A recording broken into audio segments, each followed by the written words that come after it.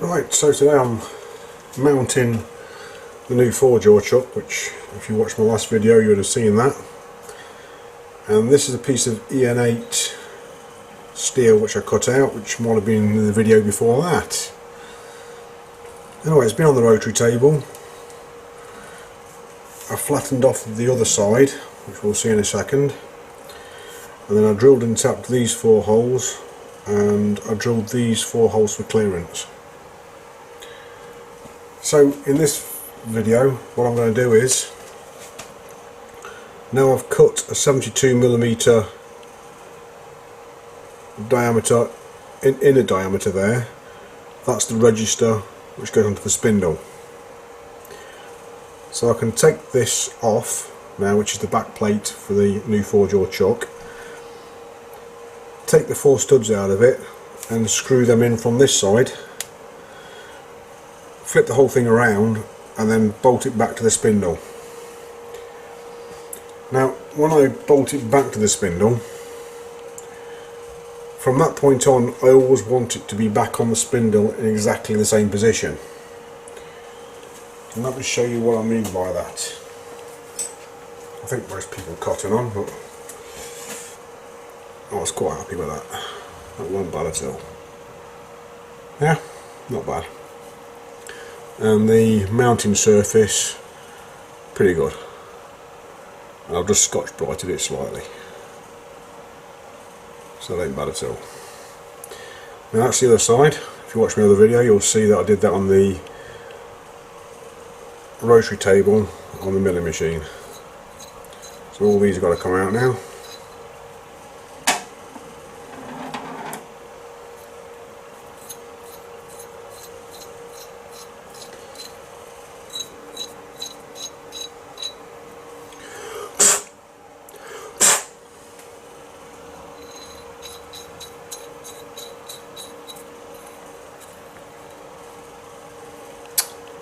There's a bit of dirt in that, I might just to do the old lock two nuts together trick.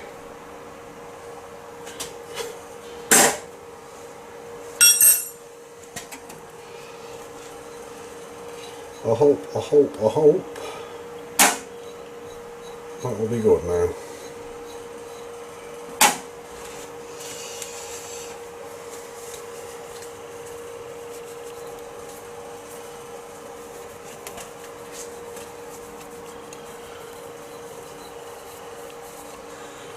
There we go, it's all spun around.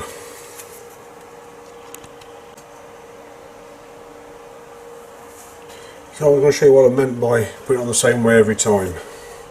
So in the top of the spindle here, just zoom in a bit for you. Right there, I don't know if you can see that. Yeah, you can see that mark, there you go. You see the mark there. I put a mark. So on the faceplate, bring your back out again. On the faceplate I should be putting another mark, and it will be similar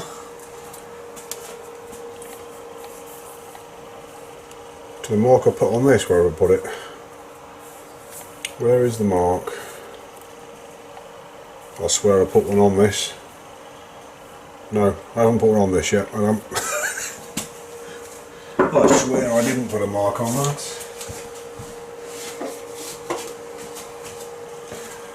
There we go. So here's my collet chuck, and I think you can see the mark on that. I'm not sure. I think that, yeah, I think that's become visible now. So I'm going to be doing something similar to that,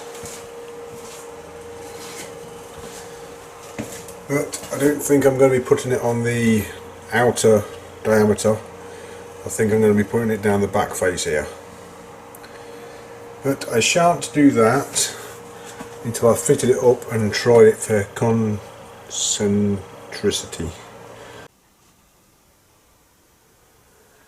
I'm moving on with the 4-jaw chuck back plate now, and I've just skimmed the front surface and it feels beautiful. This EN8 is a very nice thing to feel. Anyway, you can see blue ink mark at the top there, and that's just to remind me when I take it off to put me engraved mark at the back for the timing mark, so I can put it on the same weight every time. And the interesting thing was, because I've just flipped this round, I haven't touched the outside face after flipping it around, I've just faced off this front face. The interesting thing was, if I bring my gauge down and zero it out somehow, there's 0. I don't know, I'll get it a bit closer. And have some onward stuff, and then we'll have some, oh, what, we'll put it into gear, eh? And then put it into gear, there we go. So I've got less than 5/10 thousandths run out, quite happy at that.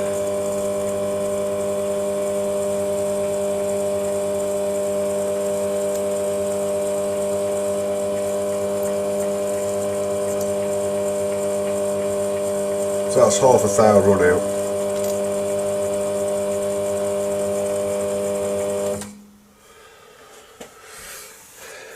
So that's very impressive that this little lathe can do that.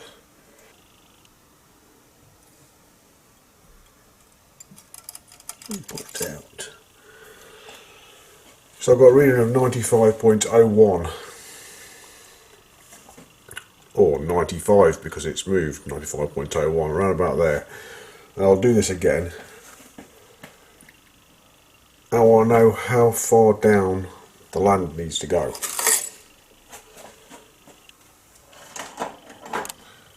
And there's a clever trick that you can use with a digital vernier.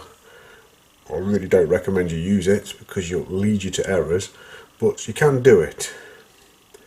Now I want to know how far down I need to cut. I'm not going to use this method, it's just a method that you can use. I know I'm going to cut in around about 3mm for the land, but I want to know how far in I want to take that diameter. So what you can do is you can press the ABS button on this, and now it's at 0. Unlock it and bring it down and see if you've got the same reading, 95.01. Okay, but now you've just slid it up and down once. Okay, and the more times you slide this up and down, the more times an error has a chance of creeping in, and you might touch a button and not notice it, and many things. I don't recommend you use this method, but right now I can measure the outside of that and know that I've got to take 34mm off that, so 17mm, well actually 17.35mm inward cut from the outside face. And I can leave that in that incremental mode now and carry on cutting and measure the outside of that diameter until it comes down and I meet 0. So keep on cutting it, keep on measuring it, keep on cutting it, keep on measuring it, keep on cutting it, keep on measuring it, and then keep on cutting it and measure it, and then I'm getting close, and then I get down to -4 hundredths, and I'd be happy at that. I know the chuck would fit on, but obviously I'd start trying fitting the chuck around about there. Now it's a method you can use, but it is imperative that between each measurement you come down to 0 and you make sure that you haven't moved. Even 2 hundredths is enough. That might have moved 1/100th, mightn't it? The caliper might have expanded. You don't know. But other things you can do is you could literally mistakenly have it out here, let's say there, and press 0 and not even realise it. And that wouldn't be too bad because that's too big, so let's bring it down 62. Let's say you mistakenly zeroed it there.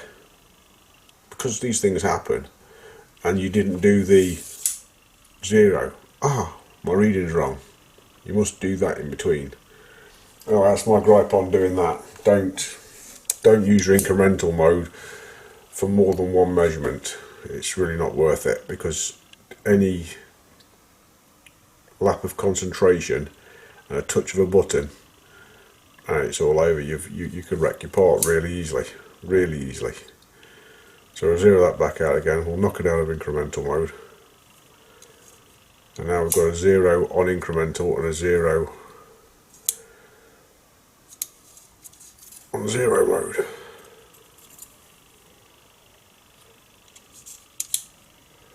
And it's still 0. And these calipers need to be taken to pieces and de-gritted. They are gritty. Anyway,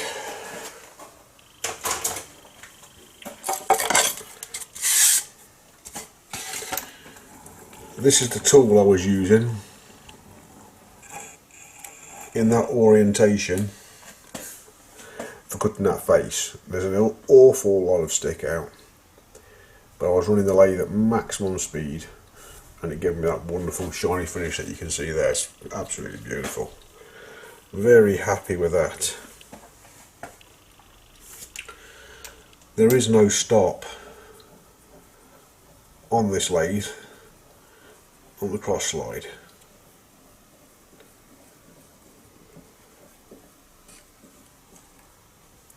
And as you can see, fully wound out. That is getting to there. The other problem I'm having is with this particular setup is I want to land now, and this tool just doesn't quite do it because of the angle, the forward facing angle of that. I want to cut a land, so I'm going to have to set it up again. Right, I have a few options on tools without disturbing the Holbrook setup, but I think I've just honed this inserted carbide up. It's YG8, so I can't run it too fast, and I'm going to see what kind of surface finish it gives me. And as you can see, it is hanging out way too much for it, so I might get chatter. Hopefully not, with the light cuts. So just inside the bolt holes, just inside the bolt holes.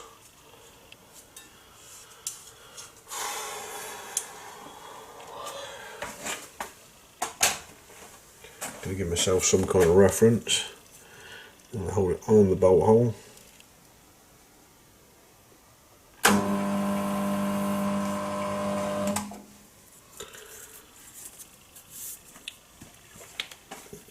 Just so I don't go too far that I can cut in. And let's see what kind of finish it gives.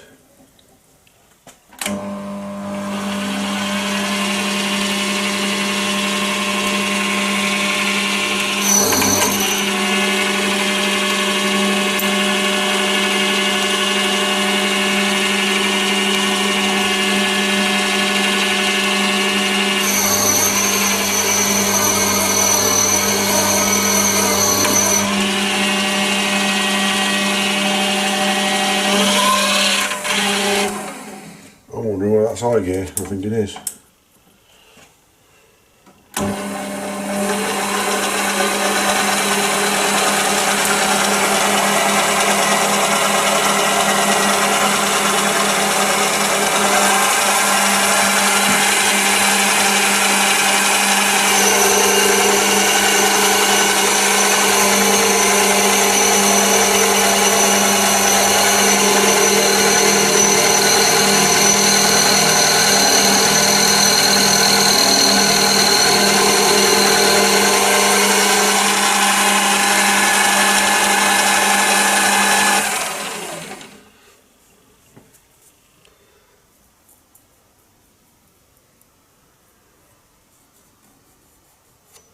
It's a bit rough. We'll see if I can get it a bit better than that with a bit of speed changing. So I'm at 3/4 there.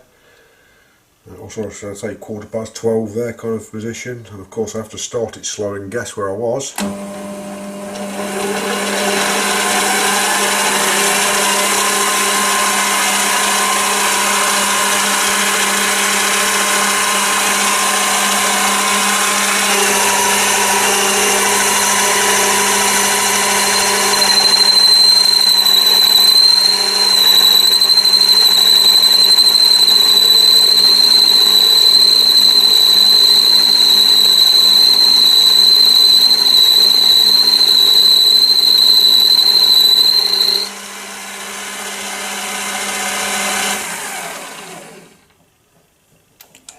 that's not acceptable on multiple levels. Chatter, can't be doing with that, the tool's too thin. That's the speed I want. I can see the shininess coming through now. That's the kind of speed I want to run it at.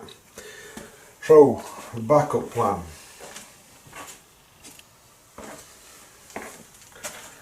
I made this brazed carbide. Let's widen the frame out a little bit.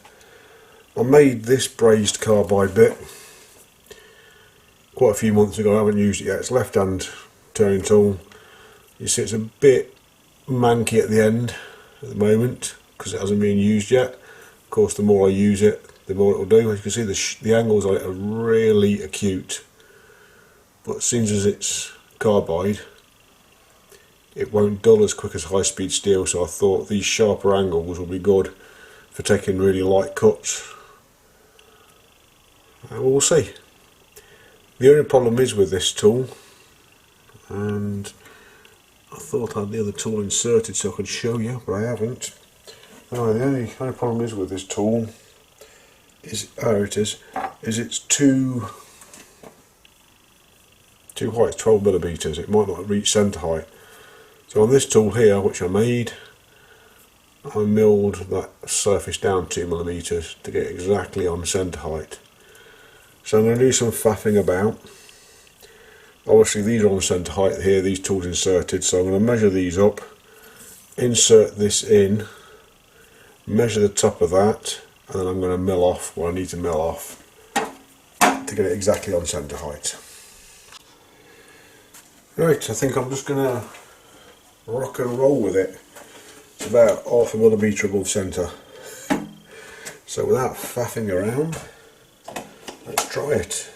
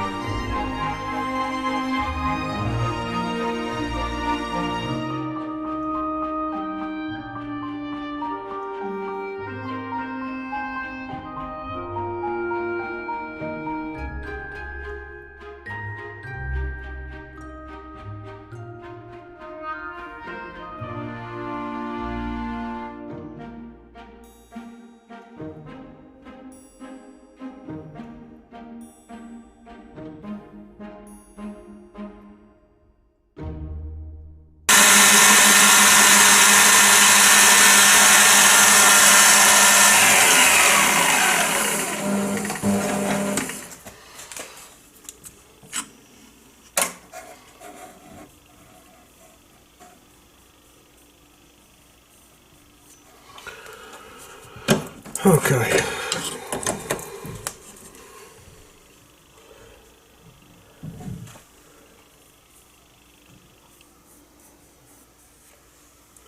Acceptable. It's not perfect. That is acceptable. It's the best finish I think I could do. I'll probably take one more cut and run the lathe at absolute full pelt at low gear, or I could put it into high gear and we'll see if I can get a slightly better finish than that. I think it will do it with a really light cut. It's pretty smooth. Right, let's see if the chuck fits. I don't think it will at that. I think I've still got to take a little bit off, so just trying to remember all my settings.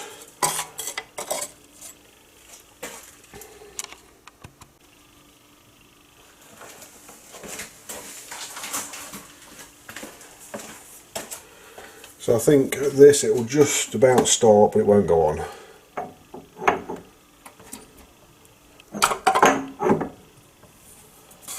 Nope, I think it's on.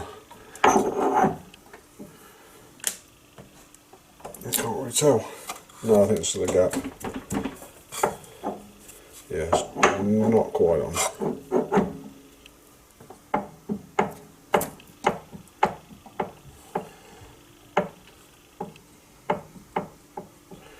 Although I think with a chamfer, that will do it.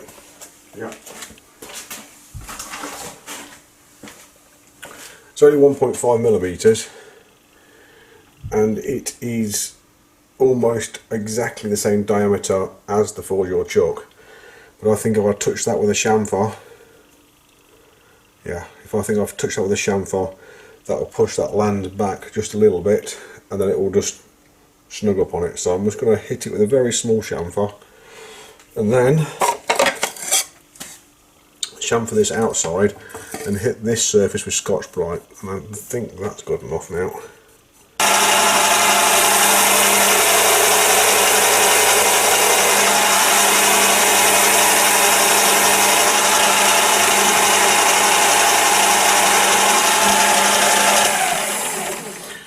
Well, I don't want to push my luck with the Scotch-Brite,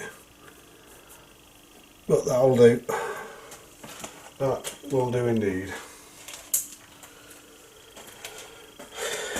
So I need to clean the lathe up now, and got a countersink the back of these holes. We'll bore them to take the Allen key bolts. So at the moment the back looks very similar to the front, and if I just put the bolts in like that, then they'd be sticking out proud, and they can't stick out proud. Even if I wanted to be lazy and leave them sticking out proud, it will not fit in. No chance whatsoever. The stem of the bolt is basically just about touching the spindle, so I've definitely got to counterbore these on the other side so the bolt will sit inside the back plate fully. The head of the bolt will be completely countersunk into the back plate. So here we go with the finished article. I am going to fit it now. So I've drilled and I've just counterbored those holes, and now Allen bolts fit in them. Let's check that out.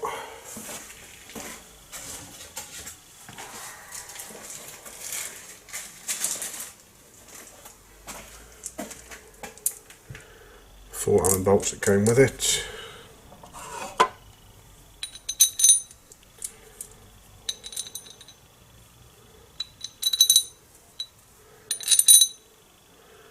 Sure enough,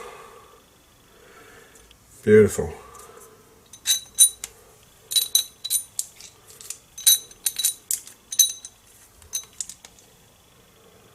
So looking good.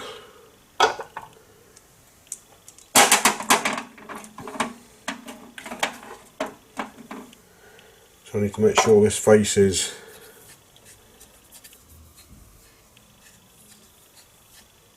free of debris, and then I can stick a bit of oil on it. Stick a bit of anti-corrosive oil in here. Don't say it's going to do too much for it, but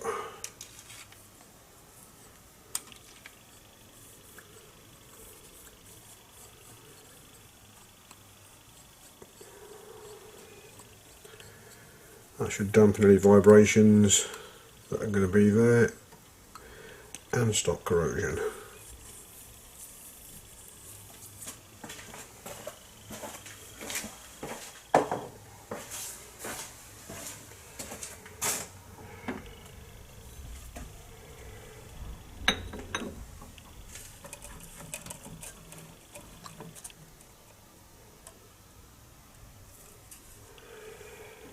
Alright. Hopefully these bolts go in far enough now, there's enough of a depth to get in there, otherwise it's going to be a faff around getting some shorter bolts. Is it that size? No, it's not that size. What size is it? 6mm? Yeah.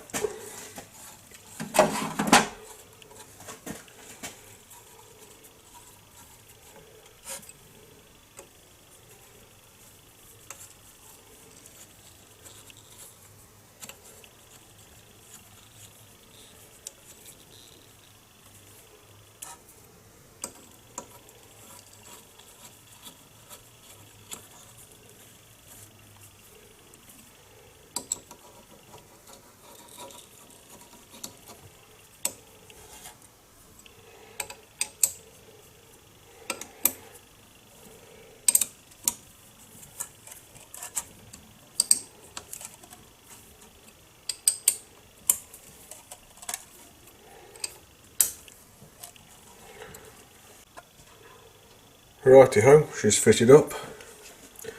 Got a little mark just here, I don't know if you can see it, just right there, and that will correspond to the mark on the spindle. Just give the spindle a bit of a clean.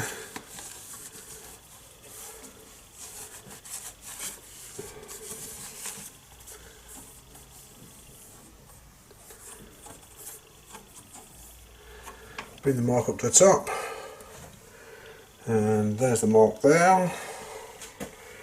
Wind the carriage out the way a bit more. Oh, you beauty.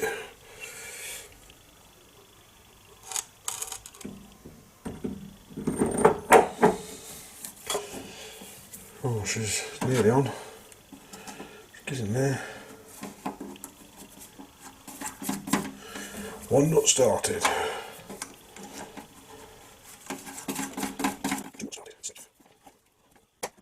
Started. I might pull that out a bit. Let's go a little bit. I'll not tidy these studs in soon. Probably somebody starting lately. Shake it around.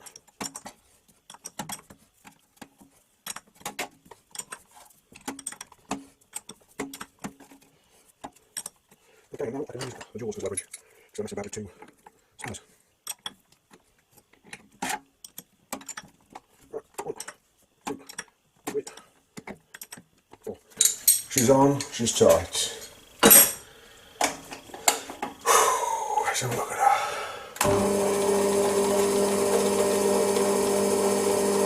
Okay, I officially have a 4-jaw chuck.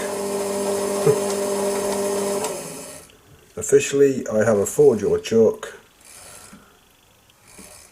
Now I can do really accurate work. Cool.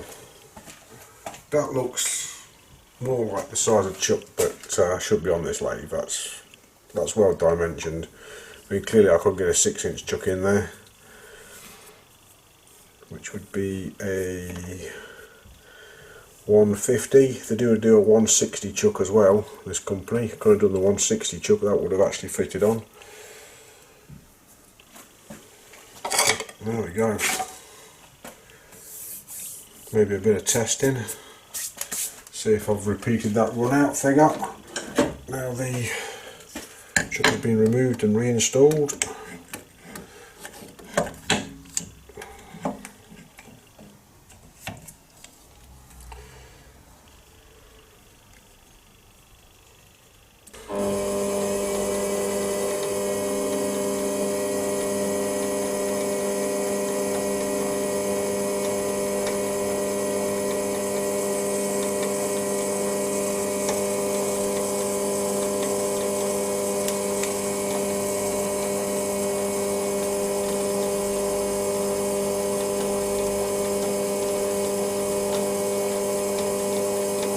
So that's just over half a thou, 6/10.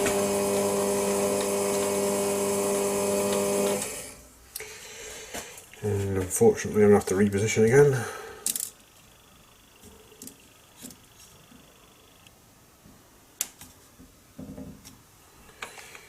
Not that it really matters on a 4-jaw, but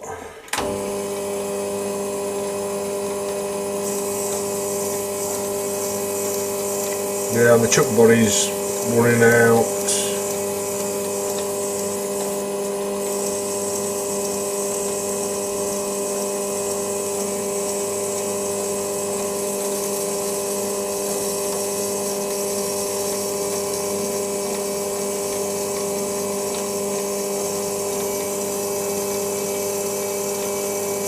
Three and a half thou.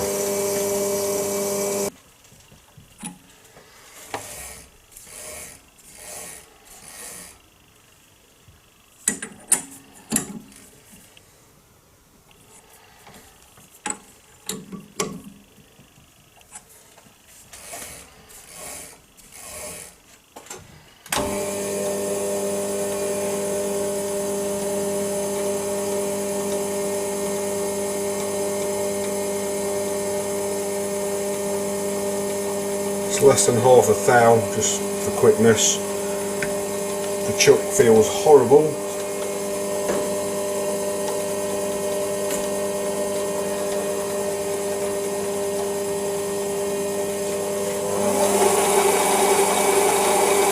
Sorry.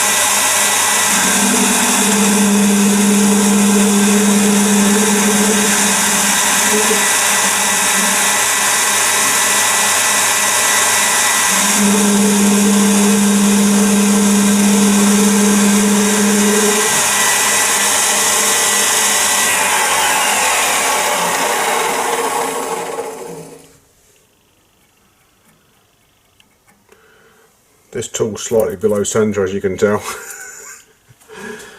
And I squared up the end of that bar. If it weren't for the chatter from being under centre and too far sticking out and too far sticking out, so from too far sticking out, stop shaking, and too far sticking out, that end surface finish probably would have been alright at that because it's shiny, but it's just chattery. So I'm quite happy at that. That was running at around about, it's quite a high RPM, I'd say around about 1000 RPM that one. 4-jaw chuck, now in use. So if I require a 4-jaw chuck, I am not panicking anymore, because I started to panic when my hold block wasn't working. I thought, oh, I'm going to order a 4-jaw chuck now just in case I need one, because when you need one, you need one.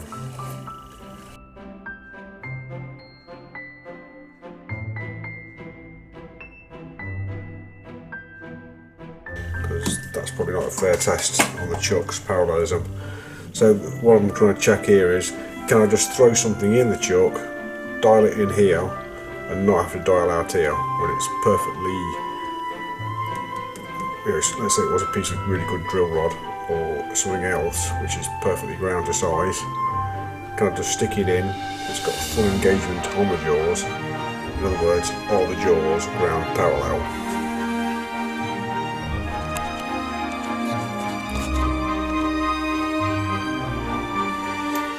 Right, so here is the chuck with a piece of high-speed steel ground rod in it from a UK source, and it is clocked in